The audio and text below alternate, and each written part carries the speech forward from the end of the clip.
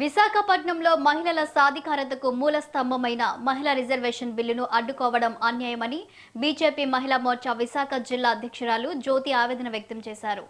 మహిళల ఆశలు ఆకాంక్షలపై నేరుగా చేసిన దాడిగా తాము భావిస్తున్నట్టు స్పష్టం చేశారు.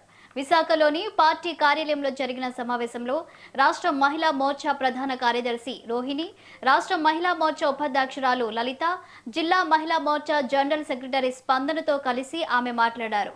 మహిళల హక్కులను పూర్తిగా తుంచివేసే విధంగా మహిళా రిజర్వేషన్ బిల్లు వీగిపోవడంలో విపక్షాలు వ్యవహరించిన తీరును ఖండిస్తున్నట్టు తెలిపారు.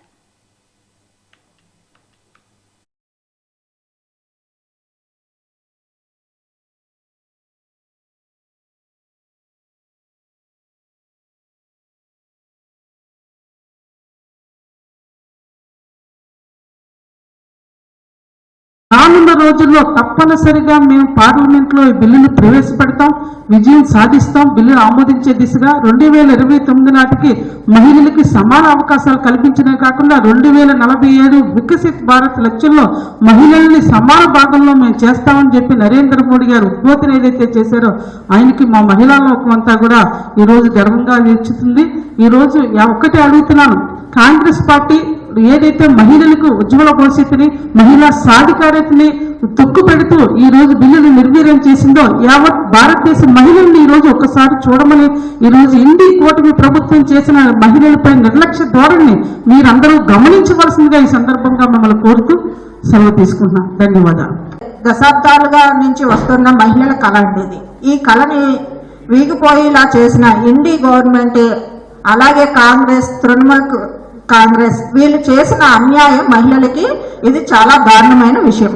అంతేకాకుండా మహిళలకి అందరికీ వీళ్ళు దేశ మహిళల్ని అందరినీ అగౌరవపరిచిన విధంగా వీళ్ళు చేశారు.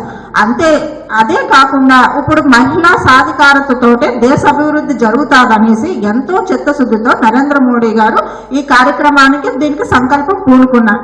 అలాంటి మంచి సంకల్పాన్ని వీళ్ళు వీగిపోయేలా చేశారు అని అంటే మహిళలకి పట్ల వాళ్ళ గౌరవం ఎంత ఉన్నదన్నది మనకు అర్థమవుతుంది. అంతేకాకుండా ఇప్పుడు వాళ్ళ పార్టీలో ఉన్న ఇంటి కూటమిలో ఉన్న మహిళలందరూ రాజకీయంలో ఉండొచ్చు, మిగతా ఉన్న మహిళలందరికీ 33 రిజర్వేషన్ రాకూడదు. అంటే వాళ్ళకొక న్యాయం మాకొక న్యాయం అన్నట్టు చేశారు. ఏదైతే మనకి 33% రిజర్వేషన్ బిల్లు పాస్ అవ్వలేదు, వీగిపోయిన 33% రిజర్వేషన్ బిల్ గురించి ఈరోజు ప్రెస్ మీట్ నిర్వహించడం జరుగుతుంది. ఈ కార్యక్రమంలో మహిళా Morcha state general secretary Rohini గారు, అలాగే మహిళా మోర్చా ఉపాధ్యక్షురాలు లలిత గారు, అలాగే మహిళా మోర్చా జిల్లా జనరల్ సెక్రటరీ స్పందన గారు పాల్గొనడం జరుగుతుంది.